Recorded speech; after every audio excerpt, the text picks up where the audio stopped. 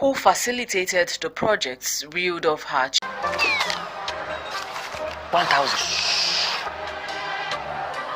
Káàdì Glo ẹlẹ́gbẹ̀rún 10,000. Oh yeah. Bring your phone.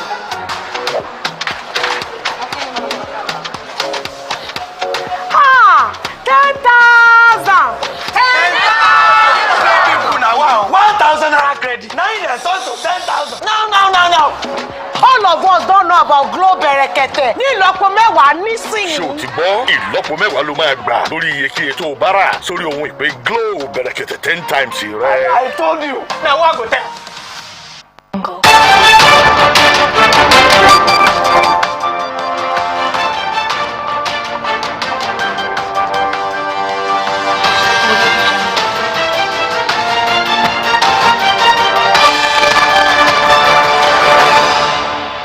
You're welcome back. If you just joined us, you're watching the news at 7 on OSRC television. You can also watch us live on our website, www.osrc.ng,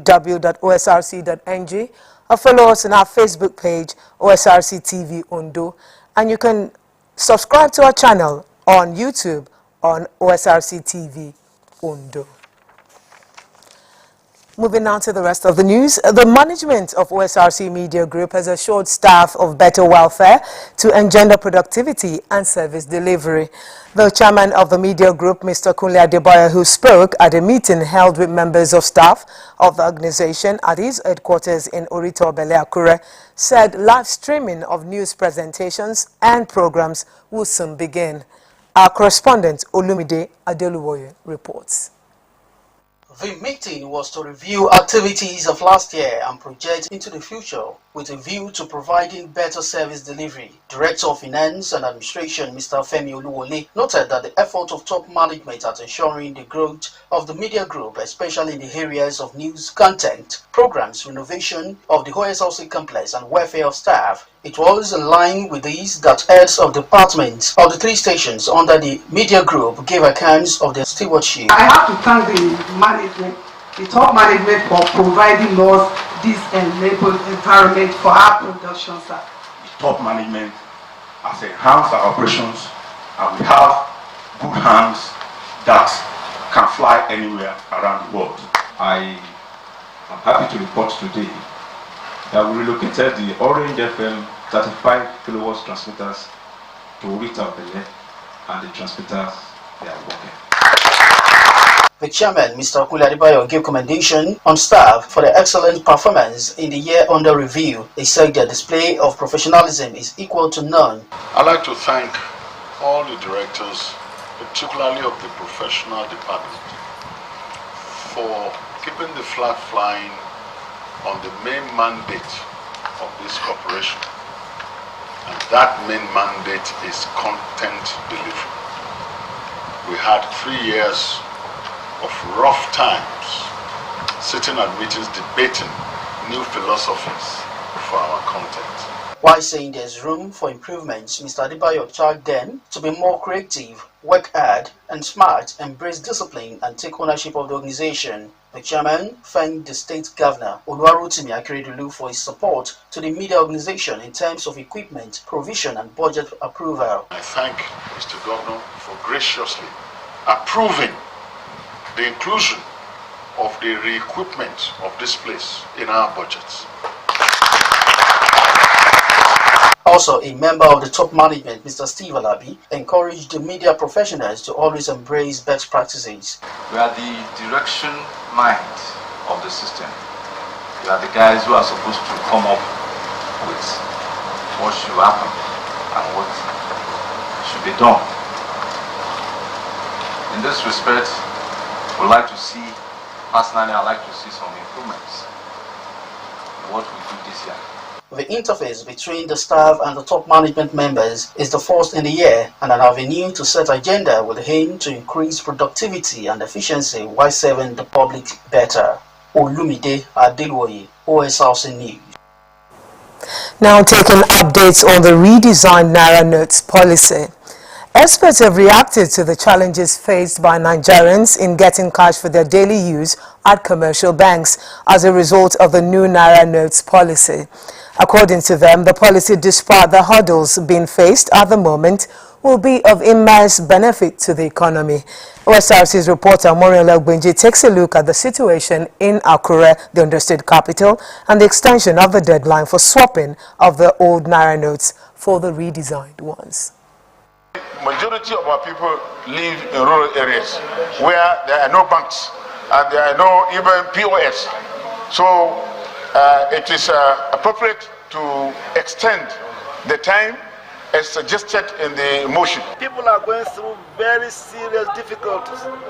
It is not a joke. We are speaking from the field. And therefore they should not ruin this economy very, very badly. The ordinary people cannot get access.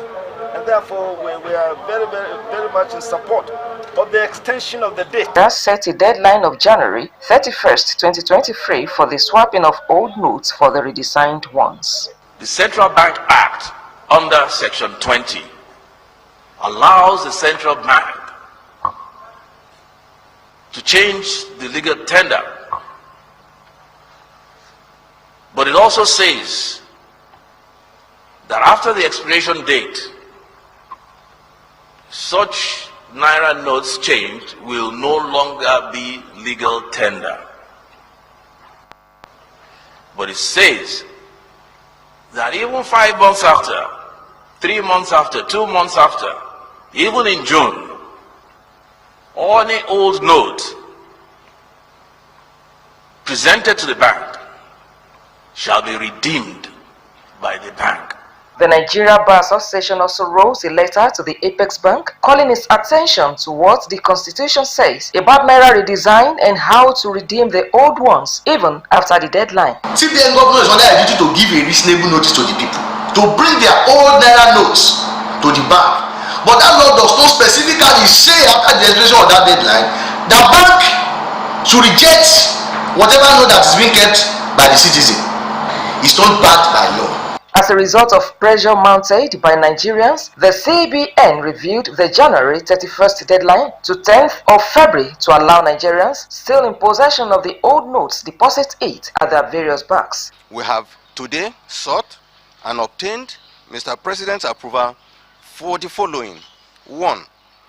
A 10-day extension of the deadline from January 31, 2023 to February 10, 2023 to allow for collection of more old notes legitimately held by Nigerians and achieve more success in cash swap in our rural areas, in our villages and communities, after which all old notes outside the CBN loses their legal tender status.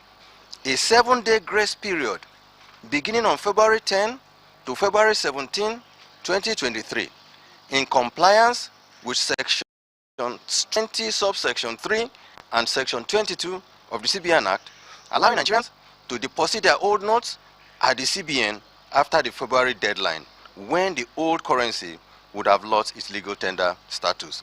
Some customers in Akure, Ondo State capital, as a result of this, have thronged banks to either deposit or receive money. A check on different banks by Osrc crew reveals that customers in their large numbers were cited trying to gain access into the banks or access to automated teller machines, ATMs. While some customers expressed concern over limited access to new Naira notes, some lament that they are stranded. I'll be trying to withdraw money from our account, and this is fidelity now. And the same thing is obtainable everywhere, and we cannot get money. We try to enter bank, but they cannot give us money on the counter. They say that CBN has directed that they should not give money on the counter. Experts who keyed into the vision of the CBN said, though there will be challenges at the initial stage, in the near term would be of immense benefit to the economy. Truth is this, we cannot, I repeat, we cannot continue to use our noticeable deficiency to hinder policy that can affect the economy positively in such a way that we will address some of the challenges facing us. For example, corruption. For example, kidnapping. I don't see the extended date as being too sudden. No. Because what does it want to achieve? It wants to achieve a purpose. and the purpose will be defeated if you give them ad infinitum. Bank would accept the old notes at the expiration of their legal tender status on February 10 or Moriola Mugwiji, OSRC News. Meanwhile, the Central Bank of Nigeria, CBN, has directed commercial banks to begin the payment of the new Naira notes to customers. He said it is part of move to ameliorate the plight of Nigerians who are finding it hard to get the new ones. While admitting the difficulties Nigerians have faced in trying to get money through the automated telemachines, ATMs, the Apex Bank reassured of its commitment to making the process seamless. The Apex Bank also vowed to prosecute racketeers of the new Naira notes, saying it is working with relevant agencies to make that happen. In the meantime, the federal government has urged Nigerians to bear the pain that comes with the redesign of the Naira note, describing it as transient. The Minister of Finance, Budget and National Planning, Zainab Ahmed, said this during the weekly ministerial briefing in Abuja. She said President Muhammadu Buhari is unhappy with the situation, but said it was a situation that needs to be addressed. According to her, the harsh realities citizens are facing over the swap are temporary and a necessary price to pay for the nation's economy to burgeon. Now talking politics, the Supreme Court has dismissed an appeal by the People's Democratic Party (PDP) seeking to restore the nullification of the participation of Osun's ex-governor Gboyega Oyetola and his deputy Benedict Alabi in the July 16, 2022 governorship election. A 5-member panel of the Supreme Court, led by Justice Santos Nweze, held that the appeal by the PDP lacked merit and directed the council to the PDP to withdraw it. The court held that the PDP could not, under the law, question the process leading to the emergence of Oyetola and Alabi as candidates of the All Progressives Congress, APC, in the election. Justice Emeka Nwite of the Federal High Court in Abuja had, in a judgment on September 30, 2022, nullified the participation of Oyetola and Alabi in the governorship election on the grounds that their nomination firms were endorsed by an acting chairman of APC, who was also a serving governor of Yobe State, Mai Mala Buni. Still talking politics, the Independent National Electoral Commission in Osun State has dismissed reports that its resident Electoral Commissioner, Dr. Mutiu Agboke, said there was overvoting during the July 16, 2022 governorship election in the state. Head of the Department Voter Education, Publicity and Inclusivity of the Commission in Osun State, Mr. Adewale Francis, stated that the overvoting statement credited to Agboke was incorrect and mischievous. According to Mr. Francis, the REC only explained the efficacy of the bimodal voters accreditation system (BVAS) as a device for the accreditation of voters when he visited the Oluwo of Iwo, Oba Abdurrashid Akombi. He said anything contrary is outside the context of the statement and should be disregarded.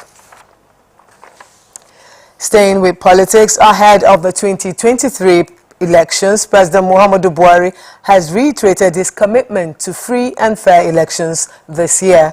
President Buhari gave the assurance when he received the Secretary General of the World Customs Organization, Dr. Kunio Mukuriya, who is in Nigeria for a global conference on fragile borders.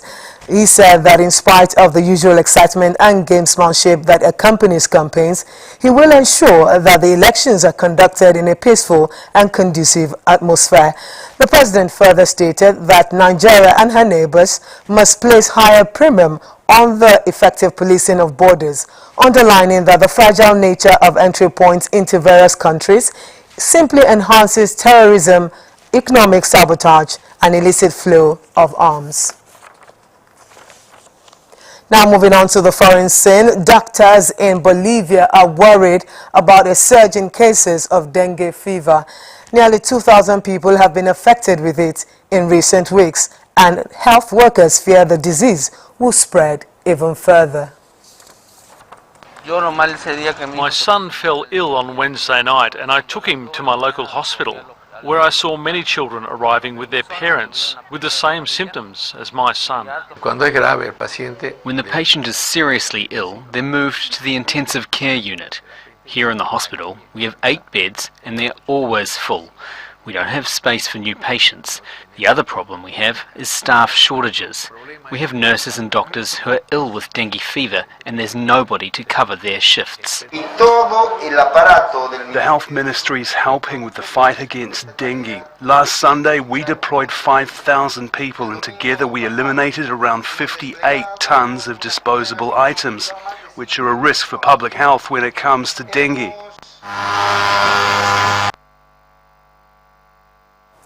To end the news at 7, here again are the major stories. We told you that Ondo State House of Assembly has confirmed Justice Olusegun Odusola as the substantive Chief Judge of Ondo State. The lawmakers also confirmed the appointment of 3 others as members of Judicial Service Commission. The Ondo State Cooperative College has inducted about 46 students for the 2022-2023 academic session. Commissioner for Education, Science and Technology Femi Agagu at the ceremony urged the college to redouble efforts to enhance manpower development in the state. We also told you that Osrc Media Group has commended staff for enhanced productivity and called for renewed commitment to serve the public better. The Central Bank of Nigeria has ordered banks to begin the payment of new Naira notes to Nigerians over the counter. And from the foreign scene, we told you that doctors in Bolivia are on high alert amid rising cases of dengue fever, which has affected over 2,000 persons. And that's the news tonight. Thank you so much for your time. Good evening.